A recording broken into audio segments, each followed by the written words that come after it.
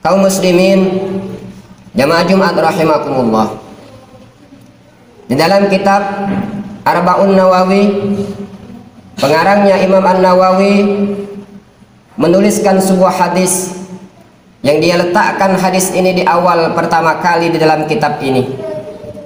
Hadis ini bersumber dari sahabat Rasulullah SAW Umar bin Khattab, yang diriwayatkan oleh Imam Bukhari dan Imam Muslim. Rasulullah SAW bersabda, "Innamal a'malu binniyat, walikulli imri'in ma nawa, faman kana hijratuhu ila dunya yusibuha, wa in kana hijratuhu ila imra'atin yankihuha, fa hijratuhu ila ma hajara ilaihi." Hadis riwayat Imam Bukhari dan Imam Muslim.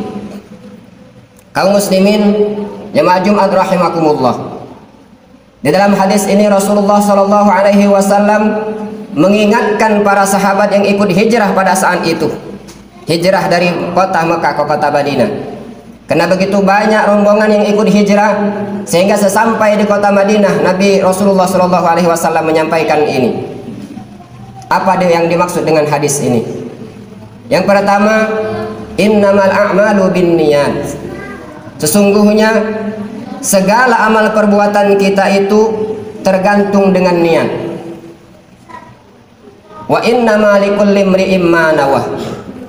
Dan kita akan mendapatkan hasil dari apa yang kita usahakan itu, dari apa yang kita lakukan itu sesuai dengan apa yang kita niatkan. Posisi niat ini kalau kita lihat dalam rutinitas atau kegiatan ibadah kita, niat ini merupakan pokok yang pertama. Kita lihat dalam kitab fikih, kalau misalkan masalah sholat, yang pertama yang disebut dengan rukun sholat itu adalah niat. Kemudian begitu juga dengan wudhu, begitu juga dengan ibadah-ibadah yang lain. Niat diposisikan paling utama, karena niat ini yang menentukan pahala itu bernilai ibadah atau tidak di sisi Allah. Karena niat ini yang menentukan apakah ibadah itu diterima di sisi Allah Subhanahu wa taala atau tidak. Sehingga ada juga ulama yang berpendapat kalau niat di dalam suatu ibadah itu terdapat niat, maka ibadah itu disebut dengan sah. Tetapi sahnya suatu ibadah belum bisa mendatangkan pahala dari Allah Subhanahu wa taala. Kaum muslimin jamaah Jumat rahimakumullah, kita sudah memiliki niat dalam melakukan sebuah ibadah, tetapi itu yang menentukan sah dan tidaknya sebuah ibadah. Tetapi sah dan tidaknya sebuah ibadah bukan ditentukan oleh niat. Sehingga ulama juga berpendapat niat itu memiliki dua kategori atau dua kelompok. Yang pertama, niat itu adalah kita menyengajakan atau kita mempersiapkan diri kita untuk melakukan sebuah amal. Tetapi di sebalik itu ada juga yang disebut dengan dorongan atau motivasi. Kalau kita hari ini hadir di tempat ini, niat kita adalah untuk beribadah, melaksanakan ibadah sholat Jumat. Hadir kita sengaja datang ke masjid, melangkahkan kaki kita dari rumah menuju masjid dengan niat untuk beribadah kepada Allah Subhanahu wa taala. Tetapi jika ada dorongan-dorongan lain, motivasi-motivasi lain yang menghadirkan kita ke sini, maka itu yang menentukan apakah amal perbuatan kita pada siang hari ini diterima oleh Allah Subhanahu wa taala atau tidak. Wa innama likulli imri'in ma nawah. Jika kita meniatkan datangnya kita ke tempat ini untuk mendapatkan ridho dari Allah Subhanahu wa taala, mengharapkan rahmat dari Allah Subhanahu wa taala, dengan tujuan semoga kita mendapatkan pahala dari Allah Subhanahu wa taala, maka itu yang akan kita dapatkan setelah kita pulang dari sini.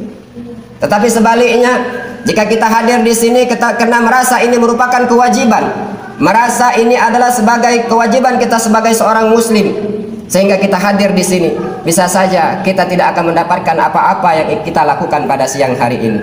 Sehingga niat ini merupakan pokok utama dalam kita menjalani segala kegiatan di dunia ini.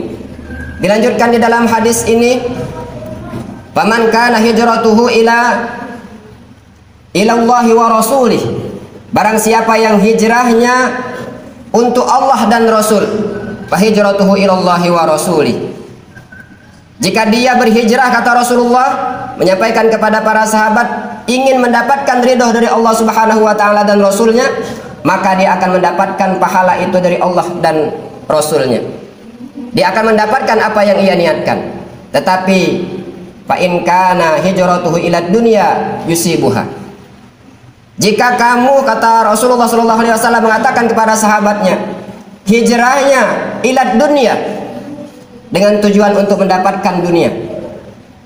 Di sini disebutkan, dicontohkan hijrahnya sahabat ini dari kota Mekah ke kota Madinah. Dia mencari posisi aman. Jika saya berada di kota Mekah, mungkin saya tidak bisa mendapatkan keamanan itu, sehingga saya ikut Rasulullah hijrah ke kota Madinah. Maka itu yang akan engkau dapatkan, kata Rasulullah SAW. Begitu juga dalam kehidupan kita sehari-hari. Mungkin ada ibadah-ibadah yang secara zahir, secara kasat mata kita menilai itu suatu ibadah untuk mendapatkan pahala dari Allah Subhanahu wa Ta'ala. Tetapi jika di dalam hati terdapat niat-niat yang lain, maka itu yang akan kita dapatkan, dan kita tidak akan mendapatkan pahala di sisi Allah Subhanahu wa Ta'ala. Orang bersedekah, secara zahir dia mengeluarkan uang untuk bersedekah. Bisa saja kalau dorongannya bersedekah untuk mendapatkan ridho dari Allah Subhanahu wa Ta'ala dan Rasulnya, maka dia akan mendapatkan pahala itu. Tetapi jika dorongannya bersedekah untuk mendapatkan hal-hal yang lain, maka itu juga yang akan ia dapatkan, dan dia tidak akan mendapatkan pahala di sisi Allah Subhanahu wa Ta'ala nanti di akhirat kelak. Kaum muslimin jamaah Jumat rahimakumullah. Sehingga dikisahkan pada saat nanti di padang mahsyar di hari kiamat, ada suatu golongan yang Allah giring ke depan pintu surga. Ada satu golongan yang Allah giring ke depan pintu surga. Sesampai di depan pintu surga, kelompok ini Allah tampakkan kenikmatan-kenikmatan surga. Jadi dia melihat begitu indahnya kenikmatan-kenikmatan surga yang bisa dinikmati oleh orang yang berada di dalam surga. Setelah dia selesai melihat atau menyaksikan kenikmatan-kenikmatan yang Allah tampilkan itu, setelah itu Allah berfirman kepada para malaikat, wahai para malaikatku, silakan engkau giring kelompok ini menuju ke neraka. Lalu kelompok ini dia digiringkan oleh Allah Subhanahu wa Ta'ala dan para malaikat menuju pintu neraka. Sesampai di depan pintu neraka, sebelum ia diceburkan ke dalam neraka, kelompok ini protes kepada Allah Subhanahu wa Ta'ala, ya Allah, jika memang engkau takdirkan aku ini sebagai penghuni neraka, kenapa engkau permainkan aku, engkau giring aku ke depan pintu surga, dan engkau berikan penyaksian atau kesaksian penampilan-penampilan kenikmatan-kenikmatan surga itu kepada kami? Jika engkau memang menakdirkan kami sebagai ahli neraka, kenapa tidak dari tadi engkau masukkan kami ke dalam neraka? Lalu Allah Subhanahu wa Ta'ala berfirman, itulah yang engkau lakukan pada saat engkau berada di dunia dulu. Engkau datang ke masjid, engkau melaksanakan ibadah, sholat, baca Quran, berinfak, bersedekah dan lain sebagainya. Aku kira engkau beribadah untukku, wahai hambaku. Aku mengira engkau beribadah untukku, wahai hambaku. Tetapi ternyata di dalam hatimu banyak sekali niat-niat yang engkau ingin dapatkan dari materi-materi dunia. Engkau bersedekah yang ingin engkau dapatkan kenikmatan dunia. Engkau beribadah juga engkau terselip di dalam dirimu niat-niat yang lain, sehingga engkau telah mempermainkan aku pada saat dulu engkau di dunia. Oleh sebab itu sekarang aku permainkan engkau, perlihatkan kepadamu kenikmatan-kenikmatan surga, tetapi engkau tidak akan pernah merasakan kenikmatan itu, karena tempatmu adalah di neraka. Na'udzubillah, summa na'udzubillah. Kaum muslimin jamaah Jumat rahimakumullah. Oleh sebab itu, marilah kita memperbaiki niat kita dalam segala aktivitas. Begitu besar pahalanya niat ini, baik menentukan sebuah amal ibadah kita. Sehingga di dalam hadis yang diriwayatkan oleh Imam An-Nasai, Rasulullah SAW bersabda, niatul mu'minin ablagh min amalihi, wa niatul fajir syarrun min amalihi. Niatnya orang beriman itu lebih luas dan lebih baik lagi daripada amal perbuatannya. Tetapi niatnya orang yang durhaka kepada Allah dan Rasul itu lebih buruk dibandingkan dengan amal perbuatannya. Sehingga ulama berpendapat menyebutkan di dalam sebuah kitab, maksud dari hadis ini adalah Jika kita ditakdirkan oleh Allah Subhanahu wa taala hidup di dunia ini selama 60 tahun. 60 tahun itu kita gunakan untuk beribadah kepada Allah sepenuhnya. Kita gunakan untuk taat kepada Allah Subhanahu wa taala sepenuhnya, dan kita meninggal dan kita akan mendapatkan surganya Allah Subhanahu wa taala selama-lamanya. Padahal kita beribadah hanya 60 tahun. Kenapa kita diganjarkan oleh Allah Subhanahu wa taala masuk ke dalam surga dalam keadaan tanpa batasnya?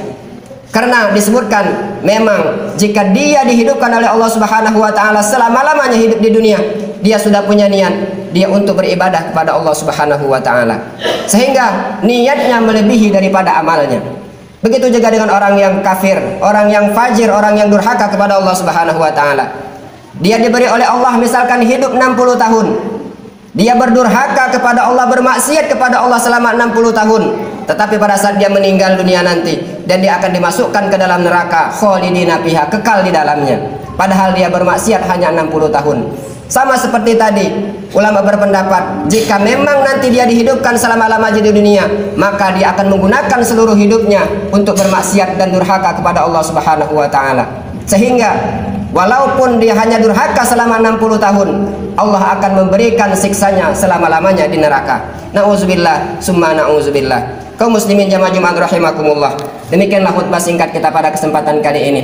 Semoga Allah selalu membimbing kita, memberikan taufik dan hidayahnya, sehingga dengan itu kita bisa melakukan segala aktivitas kita, baik aktivitas yang berkaitan dengan akhirat kita maupun aktivitas yang berkaitan dengan dunia kita. Kita niatkan semoganya mendapatkan pahala dan ridho dari Allah Subhanahu wa taala. Amin amin ya rabbal alamin. Barakallahu li wa lakum fil Qur'anil azim. Wa nafa'ani wa iyyakum bima fihi minal ayati wadzikril hakim. Aqulu qawli hadza wa astaghfirullahal azim li wa lakum wa lisairil muslimina wal muslimat fastaghfiru innahu huwal ghafurur rahim.